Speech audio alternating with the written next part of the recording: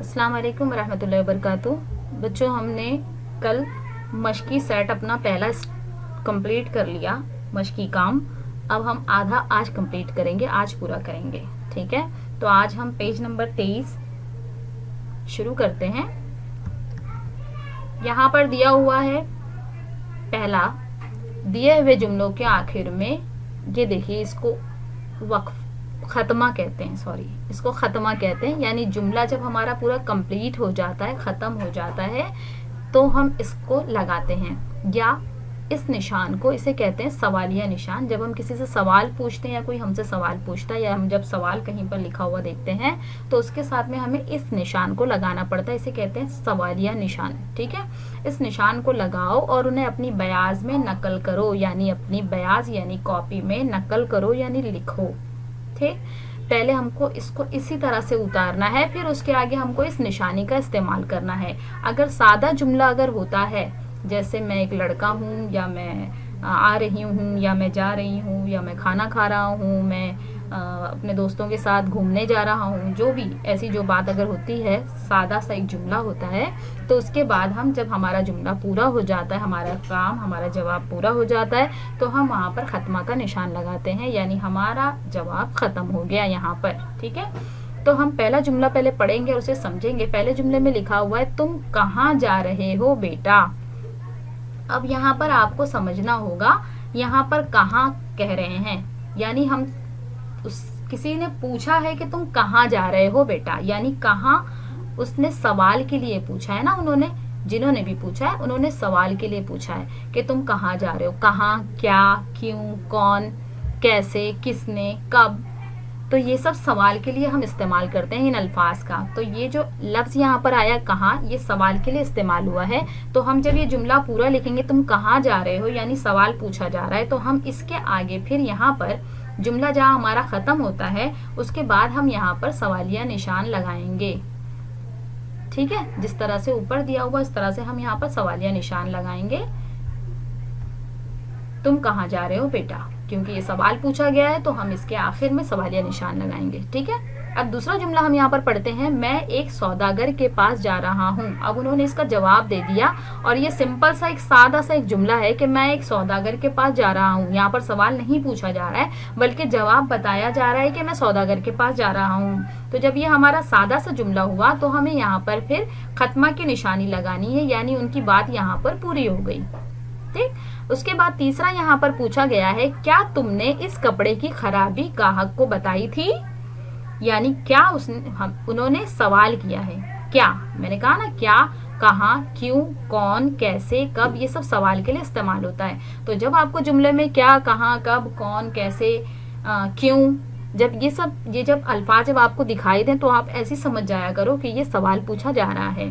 तो यहाँ पर पूछा गया है, क्या तुमने इस कपड़े की खराबी ग्राहक को बताई थी, यानी सवाल किया जा रहा है कि क्या तुमने बताया था, बताया या नहीं बताया। ठीक, तो यहाँ पर भी जब हमारा जुमला खत्म हो रहा है, तो यहाँ पर हमको लगाना पड़ेगा सवालिया निशान।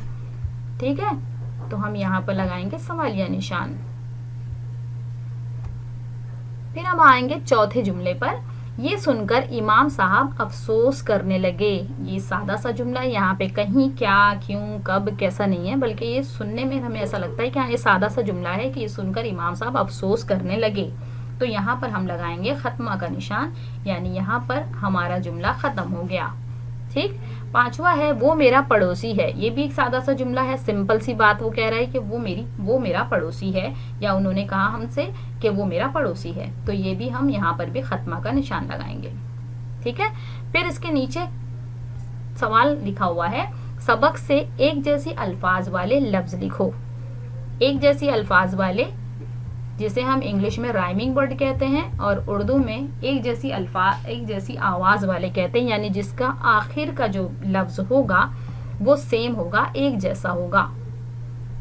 ठीक है, जैसे यहाँ पर देख लो, उसने मिसाल दिया है किताब में, आना और जाना। यहाँ पर आप देखोगे, आना में देखिए नून अलिफ ना, ये एक जैसा है, नजर आया आपको, नून अलिफ ना। तो जब हम बोलते भी हैं, सुनने में भी हमें ऐसा लगता है कि एक जैसी आवाज आ रही है, ना ना, आना ना, जाना ना, तो दोनों में हमें ना सुनाई दे रहा है। ठीक, तो हमें सबक में से ही ऐसे अल्फाज ढूंढना है जिसमें जो हमें सुनने में एक जैसे लगे। जैसे अभी देखिए यहाँ पर दिया हुआ है रात, रात दिया आपको, रात के बाद हम उसके साथ में लिखेंगे बात, बेली बातें बात, ठीक है। तो ये एक जैसी आवाज वाले लगेंगे, रात का आ जाएगा बात। दूसरा है शोहरत, शोहरत का हमने लिखेंगे यहाँ पर दौलत, शोहरत का क्या आ जाएगा दौलत। दोनों के लास्ट में आखिरी जो वो रहेगा हर्फ रहेगा, दोनों में ते रहेगा, शोहरत दौलत। गाने, इसके साथ आ जाएगा बजाने, गाने बजाने, दोनों में ने आएगा आखिर में, तो एक जैसी आवाज वाले हो गए। घर का हम लिखेंगे भर या पर लिख दो,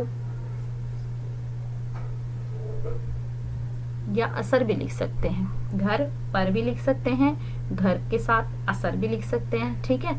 लेकिन यहाँ पर आएगा घर पर।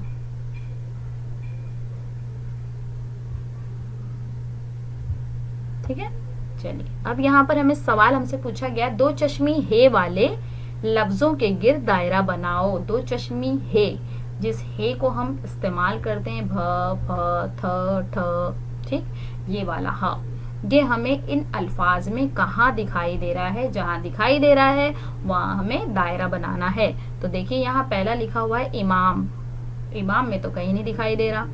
हाँ, यहाँ झ में देखो दो चश्मी हे दिखाई दे रहा है ना, दिखाई दिया, तो हम यहाँ पर दायरा बनाएंगे, ठीक। इसके बाद यहाँ पर देखिए यहाँ भी हमें दिखाई दिया ह, दो चश्मी है, तो यहाँ पर भी हम इसे भी दायरा बनाएंगे। ये लिखा हुआ है झूठा, झ झू टे अलिफ्ता, झूठा। फिर यहाँ पर है पहलवान, पहलवान में कहीं नहीं है, दो चश्मी है। यहाँ पर दिया है कारोबार, कारोबार में भी नहीं है। फिर यहाँ दिया हुआ है उन्हों, देखो यहाँ पर नह है, नह से नन्हा, ये नह वाला भी, इस अल्फाज को भी हम दायरा बनाएंगे उन्हों, ठीक। उसके बाद है यहाँ पर छी, छ ये छी, पेवा पू, छ ये छी पूछी, तो ये भी दो चश्मी है वाला है, हम इसे भी दायरा बनाएंगे और इसे भी दायरा बना करके लिखेंगे, ठीक है। ये हो गया हमारा। अब इसके बाद हम नीचे चलते हैं। नीचे दिए हुए खानों के जुमले पूरे करो, यानी यहाँ पर एक खाने में लड़का लिखा हुआ है लड़के के बारे में, और एक खाने में लड़की के बारे में लिखा हुआ है। तो हमें पहला उसने लिख कर दिया है, पहली मिसाल उसने बताया है, और बाकी हमें पूरा करना है, हमें खुद से लिखना है, ठीक है। तो लड़का यहाँ पर कह रहा है मैं घर जा रहा हूँ, और लड़की यहाँ पर कह रही है मैं घर जा रही हूँ। लड़का कहता है रहा हूँ, लड़की कहती है रही हूँ, ठीक है।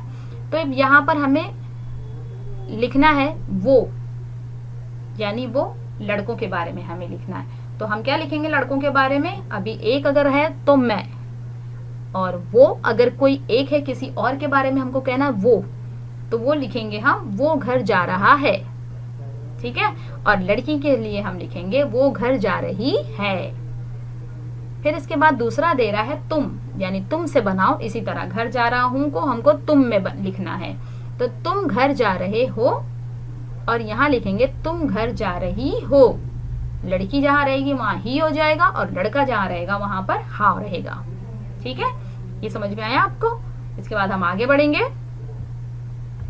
नीचे दिए हुए लफ्जों को लकीर खींचे हुए लफ्जों की जगह लिखकर जुमला दोबारा लिखना है। जैसे यहाँ पर देखिए कुछ अल्फाज आपको दिए हुए हैं, यहाँ पर आपको दिया हुआ है अच्छा, फिर यहाँ दिया हुआ है अक्लमंद, फिर यहाँ दिया हुआ है मरने, और आखिर में दिया है काम धंधा, ठीक है।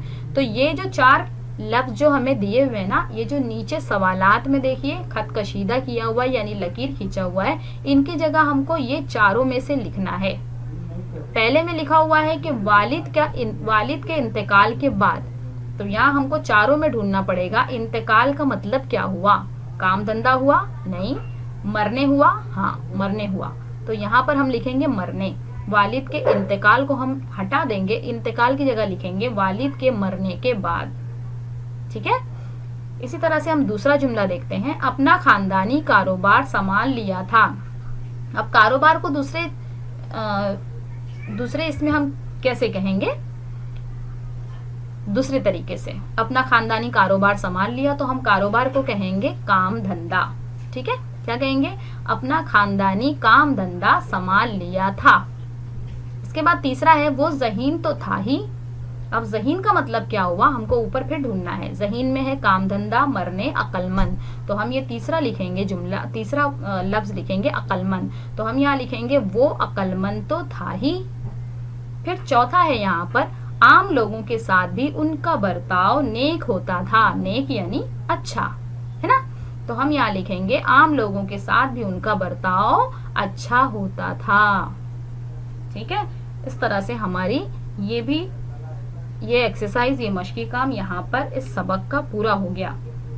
अब हम अगले पीरियड में कुछ अलग काम करेंगे। ठीक है, चलिए फिर, अल्लाह हाफिज।